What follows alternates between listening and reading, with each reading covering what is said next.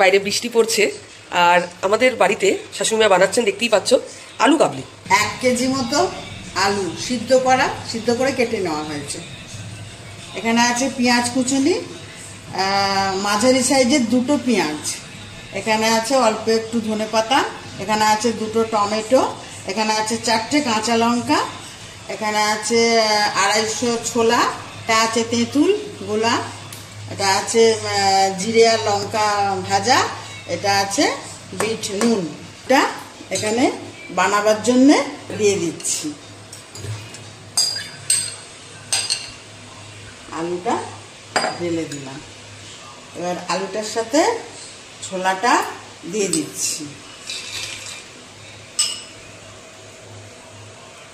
ছোলাটা দিয়ে দিলাম, তারপরে হচ্ছে আপনার পেঁয়াজ দিয়ে দিচ্ছি। পেঁয়াজটা দিয়ে দিলাম, এবারে টমেটোটা পড়লো এতে। এবারে কাঁচা লঙ্কা 4 কুচি দিলাম, এই কারণেই যে জিরে আর লঙ্কা ভাজা আছে, 4 কুচি কাঁচা লঙ্কা।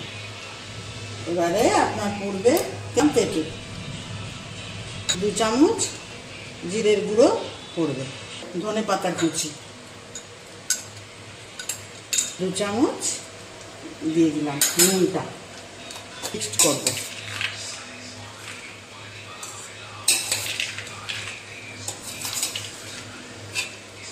ঝুড়ি ভাজাটা একটু জিরে ঝুড়ি ভাজা হলে ভালো হতো, আর একটু সরু সরু, কিন্তু যেটা ওটা পাওয়া যায়নি বলে আমি একটু মোটা ঝুড়ি ভাজাটাই দিলাম।